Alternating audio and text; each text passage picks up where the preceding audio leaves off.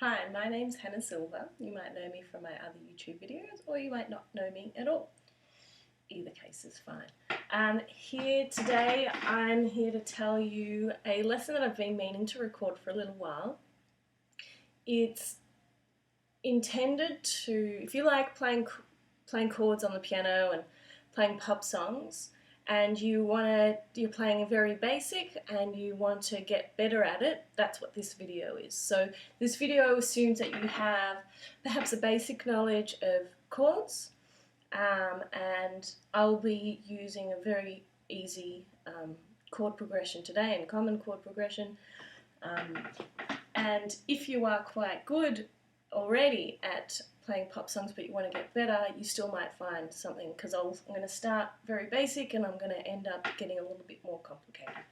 So just to give you an idea of where we're headed, I'm going to take you through 5 concepts that I've discovered when I teach students how to play pop piano. I break it down to these 5 elements and it works really well.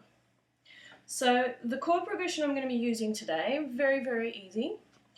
The chords, just the first 4 chords from, I forgot what song it is now.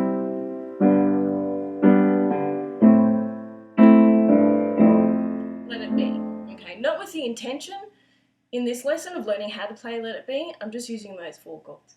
So in case you didn't pick it up, C major, G major, A minor, and F major. So I'm just going to be working with those. So what I'm going to be assuming is that you can at least play something like this.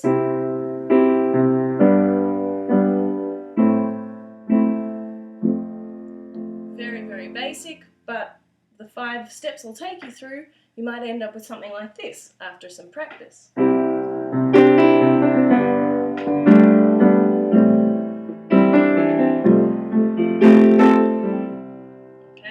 It's much more complicated. So here are the steps I'll take you through. I'll outline them first before I start moving through them.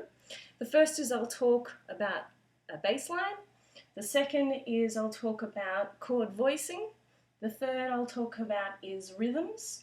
The fourth will be chord extensions like 7ths and 9ths. And lastly, extra melody notes or passing notes. So let's get started. So the bass line.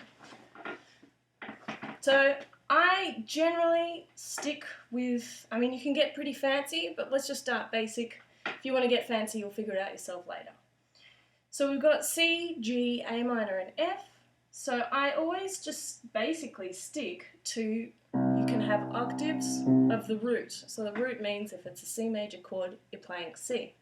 So octaves sound good, or you can just pick one note, what you think sounds good. But also fifths often sound good. Very quickly, the fifth is the 5th note above. 1, 2, 3, 4, 5. Pretty simple. So for C major, see, it's very simple, very effective. You can learn it very easily.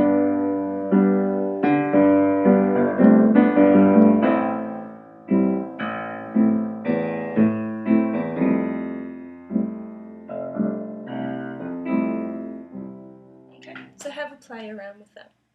But using octaves and fifths or just single root note is very effective. Let's move on. Chord voicing. So chord voicing is, you have 3 notes in the chord, or it might be more. You don't have to just play it in root position. You can rearrange the notes in any order. And some will sound good and some won't sound as good. It also depends, this is another important thing, where you actually are playing on the piano. So of course we're playing in a style like an accompanimental style where you might sing along, or someone else might sing along while you're playing.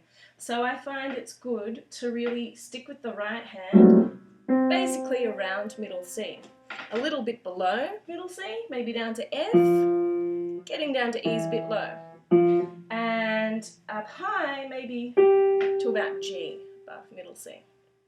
So, chord voicing is where I was at. Right, so you might be playing very basically, if it's a C chord, with the C on the bottom and then the G chord with the G on the bottom. But that, look, basically it sounds a bit amateurish. It sounds, to me, when I hear people do that, I can hear it and I go, okay, so they don't really know how to play the piano. So, if you don't want to sound like that, I mean, if you want to sound like that, that's fine, it's a sound, you know. But if you don't want to, I strongly suggest you get very comfortable with all of the different voicing possibilities of your chords. So say you take C major, practice playing it in all of the voicings. G major, etc. A minor. Okay, get really, really comfortable with all of the possible ways to play those three notes. And then, when you put it in your chord progression, find the best way. Say we want to go from C major to G major. That, where I'm going G, C, E, sounds much better than going, because it's close. The more notes that you can keep in common in between your chords, and the less you can jump, the better it will sound. If your hand is here and then jumping down here, it's not going to sound good. Well, it's not going to sound as good as something else that you could come up with. Alright, I'm going to stop talking about that now and move on to thing number 3, which was rhythm. So take, for example, this.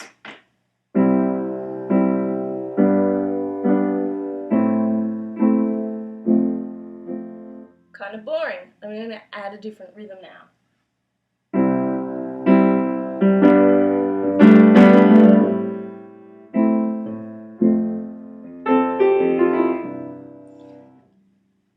I added a few other things as well. So let's break it down. When I teach my students about this element, what I do is I open up a book. Today I have opened up this one, which is quite, don't necessarily rush out and buy it. It's very much a rhythm studies book, and it gets quite complicated. So I just picked out one bar. This is what I'll do with the students. I picked out one bar which with a rhythm that I think is cool, and I'll clap it for you. Goes 1, 2, 3, 4. And that's it. What I get my students to do is I force them to just take this one rhythm and play it as many different ways as possible. So, on a really basic level, you could go. That's kind of boring. So we could go. So yeah, I still did the same rhythm, but that time left hand took one of the notes. But I'm still doing all of the 3 notes all at the same time. Doesn't sound so good, so I might break it up. Starting to sound a little bit more interesting. Maybe I'm going to change the voice. I don't like root position C major. So I'm going to go down here. Starting to sound more interesting. I'm going to force myself to play the whole thing with this melody, with this rhythm now. Here we go.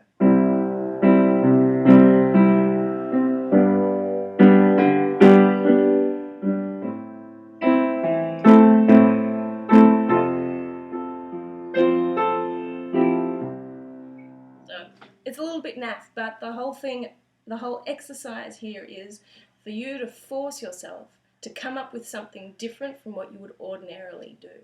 Because chances are you form habits and then you just always play the chords, any chords, the same way. So forcing yourself to find a rhythm and see how imaginative you can get with how you use your notes and doing that rhythm will really force you to be imaginative.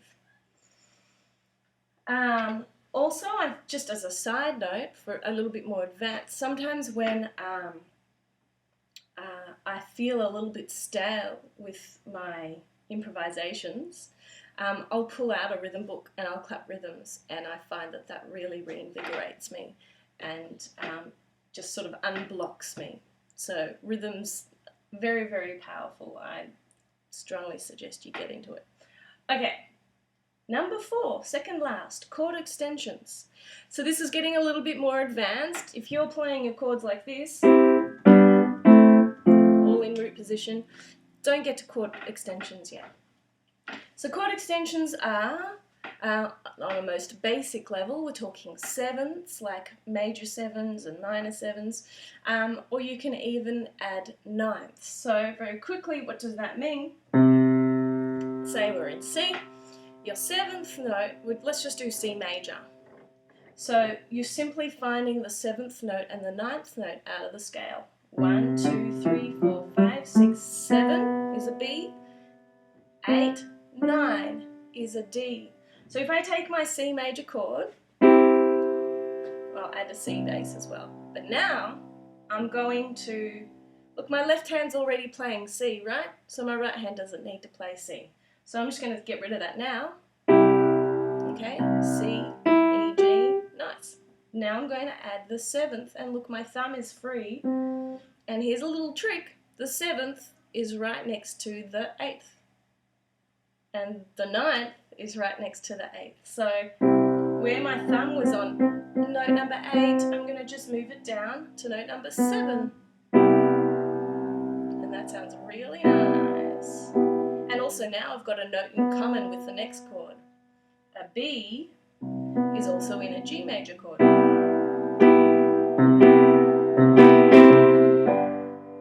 See, that was so smooth.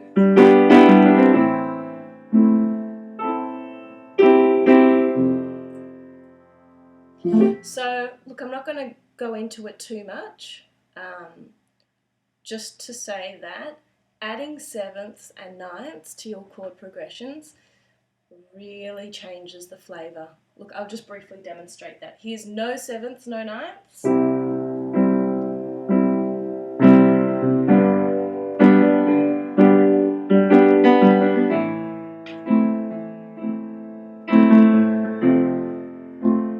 Now I add sevenths and ninths.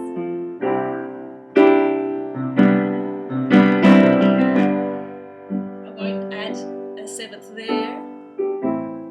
It wouldn't have sounded good.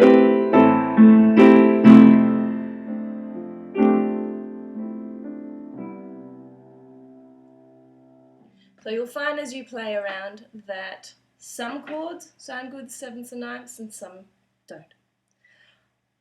When you're looking at a chord progression, say you've looked up on the internet and you've downloaded a chord line that someone's written out, just because it says C, G, A minor, F, doesn't mean that you can't decide to change it into C major 9, G, add 9, A minor 9, F major 9. No one's going to stop you. That's what pop music is about. You make it your own. Finally, okay, this is the most complicated one. Not really complicated, perhaps most advanced. You've got to be really comfortable with playing and playing chords to do this one, and this is extra melody notes. Now, I've specifically chosen a chord progression in C major because and it doesn't leave the key. So for example, it doesn't go C major and then E flat, which they're two different chords in two different keys, two different sets of notes. So if you have a chord progression where it's all in the same key, it makes it very easy. In C major, well, if you have your chords all in one key, it means that from that key you can play any note from that scale and it will sound good. Okay, so we all know the C major scale. We know it's all the white notes. So here I'm just going to do it straight away. I'm going to play through the chord progressions. I'm going to play any note, any white note, and you will hear that it sounds good.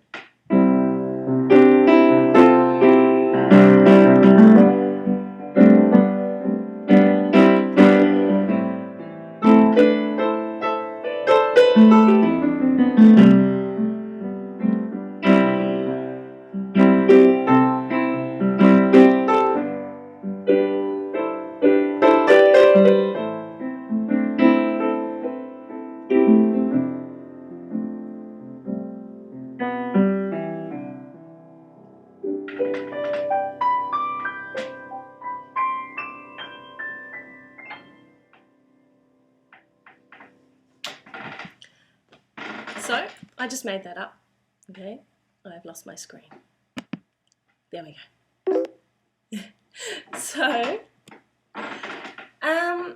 there you have it, a brief run through the 5 steps. When I teach students how to chord bash, we might spend a week or longer on each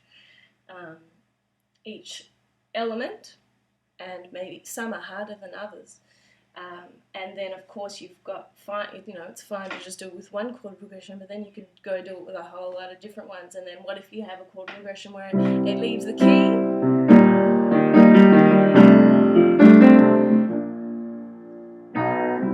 Then you've got a whole lot of different sets of extra melody notes to learn, lots of scales to learn. So, I hope that this has been of some use to you, and well, happy chord playing, and I'll see you next time. Bye.